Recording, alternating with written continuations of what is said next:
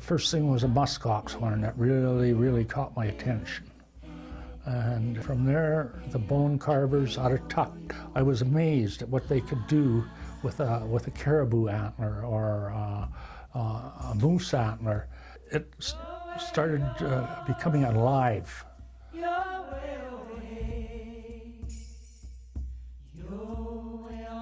Eddie had a set of muskox horns that I'd asked him several times how much they were worth, and he said, "Oh, those are $2,000–3,000 for these horns." I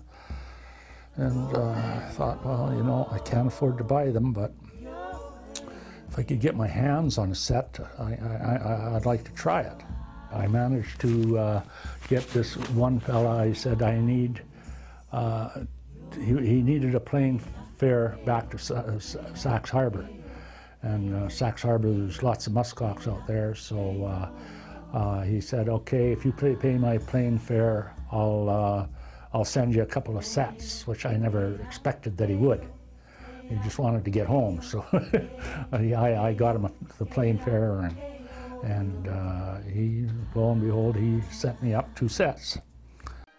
The carvers in Tuck, they all died off. None of the young people took to the bone carving. They all took to the soapstone. Everything I did with the carving was all trial and error, because there was virtually nobody to show me, other than what the old-timers, I could see what they did, and that wasn't good enough. They had to be good enough to put in an art gallery, and yes, the Eskimos, like a few of the Eskimos from up there, would sell some of their work in the art galleries, but I knew that if I wanted mine to be,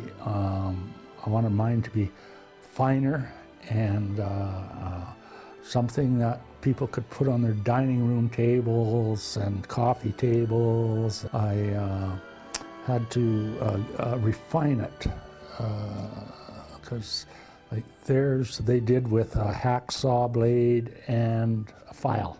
It's all they ever used. There's processes. And even the sanding of it.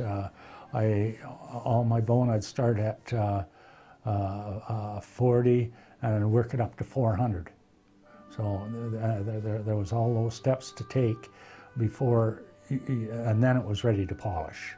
If you tried polishing it before that, you could see all the marks in it. Whatever type of wax that I wound up using, the color stayed, and it just didn't work well. And but I knew I was getting close. I needed the right kind of wax. I was up in Calgary there, and I was asking Richard what they used to do counters with, and he said, I'll bring you a case of it. So he went and got me a case of it, and that was just exactly what I needed.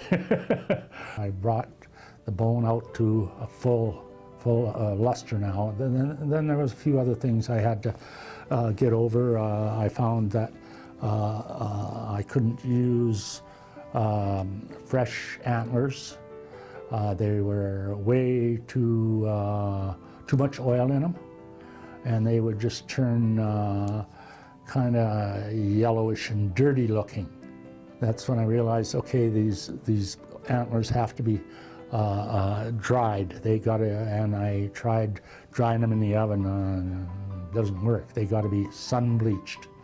And I found that the very best that I could get the best polish on was when they were sun bleached for 5 years old or better.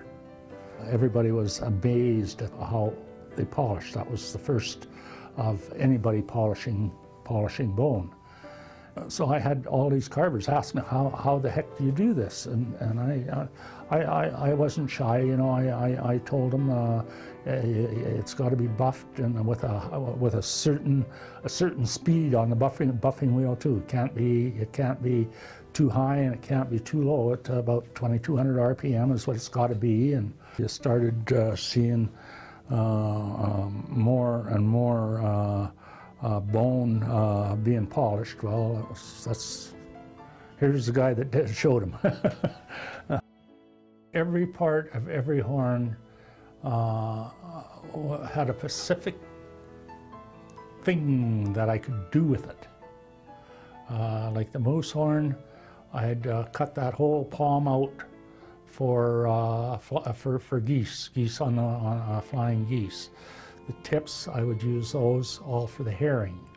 The butt end where the horn started, I would use that for making my bears with. Deer were mostly for bases. Caribou, mostly bases for dog teams and big carvings that I was doing. I never threw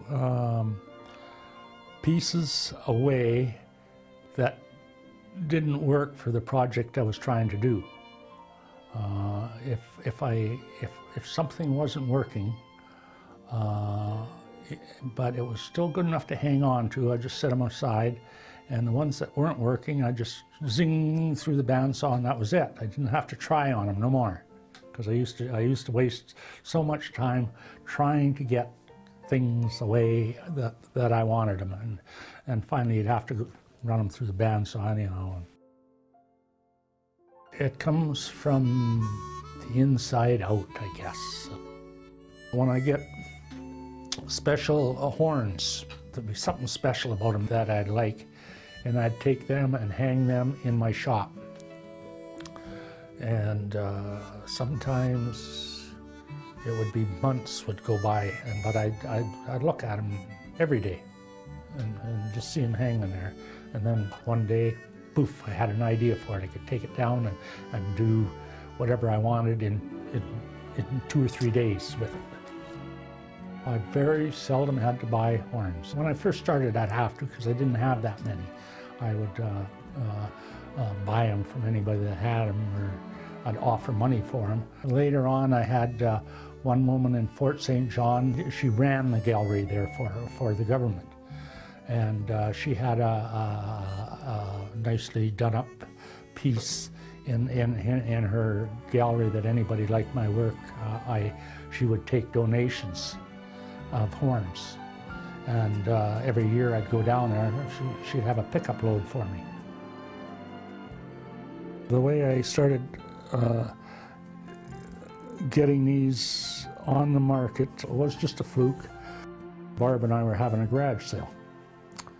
And I made these things out in the garage, so she said, let's put a table with some of these pieces on.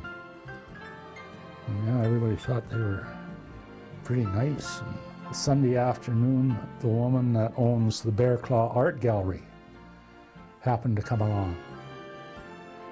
And she said, are those for sale? And I said, well, kind of, I guess. I really don't know. And she said, who made them? And I said, well, I do. I make them. And she said, well, anything you've got, bring it to the art gallery on Monday morning. Okay. That was the first art gallery that my stuff went into, was the Bear Claw. She was really fair with me. She said, how do you want to price yours? And I said, well, I have no idea. I started out a little bit cheap, and the next week she's phoning me. She said, have you got any more? He said, we can sell it. No, not a problem, no matter what the cost is. I had Tammy and Tracy working in the shop. I started paying them by the piece. to sand stuff, just strictly sand for me. And that way I could do the animals and carry on with the designs and stuff like that. And I used to pay them by the piece. Well, geez, they got so they were making nothing but money. They were making more than me, for crying out loud. So I said, no. You guys are going to get paid by the hour. you're doing a hell of a fine job, but you're going to break me. I really got going big at it when I went to Crescent Valley. Of course, my shop got better and my tools got better and everything just got so much nicer and so much better. On the farm, that studio was a chicken house before. I moved all the chickens out. I put big windows in it and hooked up fancy air conditioners in it. Personally, myself, I believe there was magic in that shop.